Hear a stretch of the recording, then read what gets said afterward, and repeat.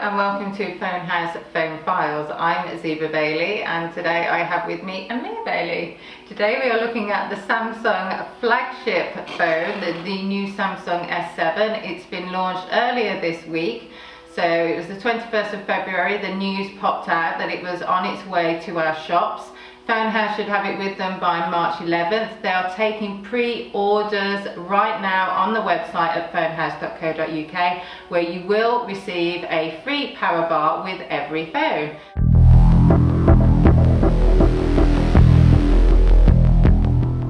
Hello, how are you? Yeah, I'm good, thanks. So what's the word on the street? What are the bongo drums saying about this new Samsung Galaxy S7? What's the word? In short, they're saying it's great. This is a fantastic phone. This is a major update. Visually, it's not a massive shift from the S6, which we have here. It looks very similar. However, there's been some major improvements under the hood, and this thing, looking at the specs, I haven't held one, I haven't seen one, haven't touched it, but just reading the press and hearing what everyone's saying, this thing is meant to fly. It's meant to be absolutely fantastic. Its major features, the new updates are the fact that it's waterproof, are the fact that its battery's been vastly improved, and its camera has also been updated. Okay, well let's talk first about the aesthetics then, because apparently it has more of a convex edge, and I know that I'm pinning that out because I'm a girl, but you know, I do care a lot about how things look. So we haven't got a flat back like we had with the S6, we've got more of a shape to it. Yes, it's a bit more curvy across the board, so it's still the same, roughly the same size and weight as the S6. However, it's not as flat, it is slightly curved at the back, and the edges are very curved as well. So, battery wise, what's the milliamps? Whatever milliamps are we going to get with this one? S7 is going to have a whopping 3000 milliamps. The S6, for example, had 2550 milliamps. It has now been upgraded to 3000 milliamps. Now, this basically means that the battery should last a lot longer, but really it's about how the phone interacts with the battery that you get the power saving from. First things first, it comes with Quick Charge 3.0, so it will charge 83% in 30 minutes. I mean, that's pretty staggeringly fast. Also, there's a lot of optimization inside the phone that will allow you to conserve power when running more demanding applications. This is also a big boon. So your milliamps aren't just for making sure that your phone can run for long periods of time, it's about performance as well, is what you're saying. Well, technically milliamps is just a measurement of the amount of power that the battery can hold. It's got that, so that's like, you know, how big is the container, how many litres of water will it hold? That's effectively what a milliamp is. Right. However, how your phone interacts with that power reserve, that power supply, is the key. If you have an optimized system, it will use less power to do more demanding things. Which brings us on nicely then to the processing unit, because obviously the processing unit is responsible for the areas and how things are managed. Now, apparently there are two processing units that are going to be available. Do you want to talk a bit about that? Yes, okay, well the two processing units available is obviously Samsung divides their phone releases up into territory. So we have a US release and we have a UK/Asia market release. Now the US release is going to be using Snapdragon's latest chipset, which is an 820, and this is basically a dual core chipset, but it's ×2, so you're getting quad-core processing, but this is super good. I don't think that it's because it's not 8 cores, it's not going to do the job. The Snapdragon 820 is the latest in technology, and it's very much similar to what the iPhone 6s uses, so it'll be able to handle most demanding tasks. In Europe and in Asia, I believe we're going to be getting the Exynos chipset. Now this is Octa-Core technology they're using. This is meant to, in all the Geekbench kind of tests and stuff like that, the Exynos does come out on top over the Snapdragon chipset. Oh. But hey, we're in the UK, so we're going to be getting the Exynos, we'll be alright.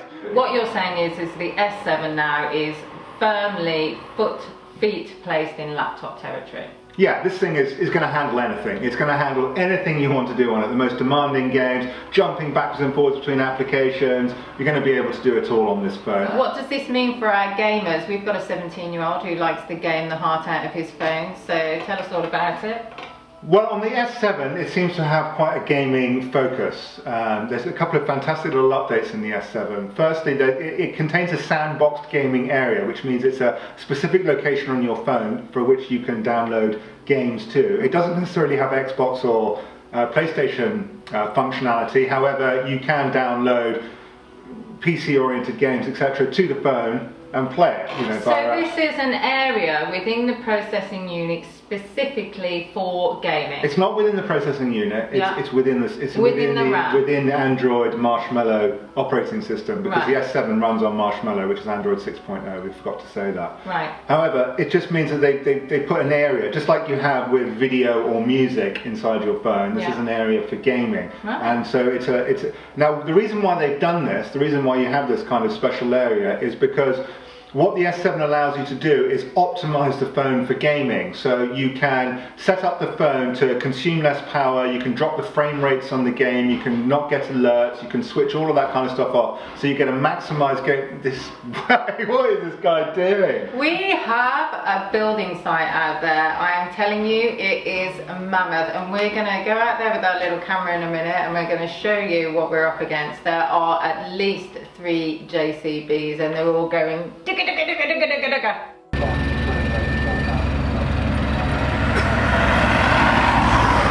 So anyway, continue. Anyway, so what you're going to be able to do is it's just too much. What you're going to be able to do is you're going to be able to optimize the phone for gameplay. So you're going to be able to adjust the frame rate of the games. So that means the speed in which the frames are refreshing. Now that obviously, the faster the frame rate, the more power consumption, the more energy that the phone will take. So you'll be able to adjust that. So if you're on lower power, for example, you can reduce the frame rate and the game won't consume as much energy to play. That's one thing. The other thing is you can disable all the phone alerts and all the stuff that your phone does outside of gaming, so you don't get any distractions when you're doing it. And also that will also save on power equally at the same time. And most importantly, and this is fantastic, you will have the ability to record your games. So for all you YouTube gamers out there, anybody that wants to share a bit, you can just record the game directly and share it, which is, I mean, this is staggering. This is I have no idea really what that is, but apparently that's what they do. Yeah, well, you just, you know, it records the game. It records your gameplay and then you share it. Yes, exactly. Now, I'm not sure whether that is going to be able to be just recording what is on the screen, or is it going to also be able to record your face while you're playing the game. I'd imagine because they have the dual camera technology inside the phones where you can use the front camera and back camera, it wouldn't be too much of a quantitative leap to do both the game and your reaction, to have an inset box with your face as you're playing it. This is the way it's all going. So they're looking at the gaming bloggers?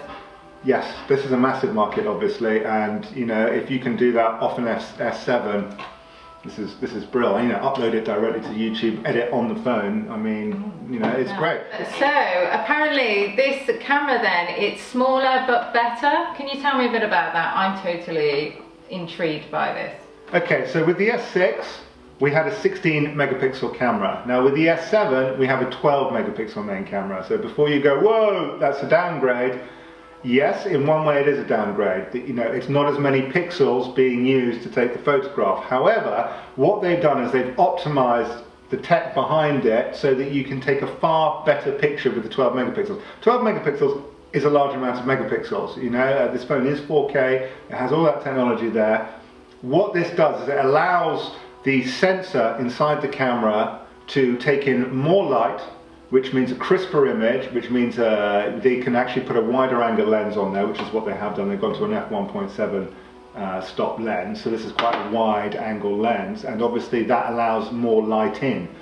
So again, do you think they're focusing on the bloggers here? Because I use obviously my video camera a lot. I do a lot of vlogging. I'm using it constantly, whether it's for social media or YouTube. So do you think again they're thinking about people actually getting better shots for that kind of thing? Without a shadow of a doubt. I mean, this phone has been aimed very squarely at people that want to use their phones on the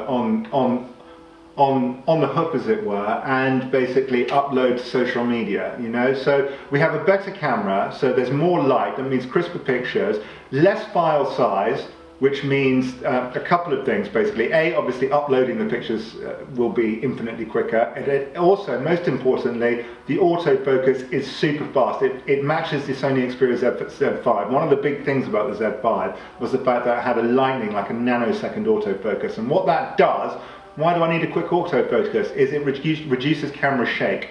it actually takes a better picture. There's less chance for you to muck it up or for stuff to get in the way to ruin the picture, to make it more blurry, all this kind of stuff. It's lightning fast, so it reduces shake, you get a better quality image, as I said, more lights coming in there.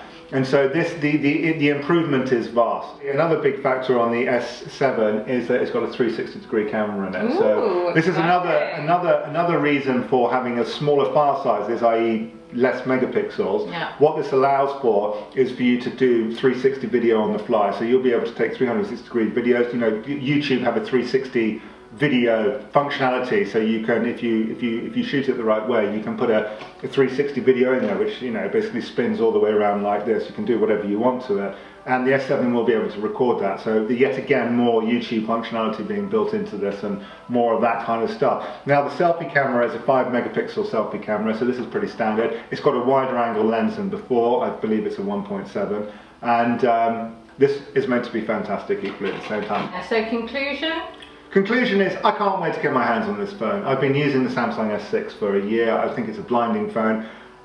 It's, you know, the performance on the S6 was fantastic already. I've not had one single complaint. I mean, this thing is built like a tank. I've dropped it on tiled floors, face down, not a scratch on the Corning Gorilla Glass screen. S7 is going to be the same. The performance across the board has been brilliant. The camera is great. So the S7 is just going to be like a whole step up from that, basically, with the waterproof, with the improvements to the camera, with the improvements to the battery, which is a major thing to do with smartphones, is battery, obviously. You know, this thing rocks. I can't wait to get my hands on it. I have to say, I've seen sneaky peeks of it, and I absolutely love the look of it as well. It really, really looks stylish. I've got a Samsung Note 4 and I can't wait to have a go at this little baby. I think we're going to be fighting over it when it arrives. And that's no joke. So thanks very much for watching Phone House Fone Files. Remember, if you do want to get your pre-order in, you will be receiving a free power bar. Go to phonehouse.co.uk and we'll see you soon. Bye.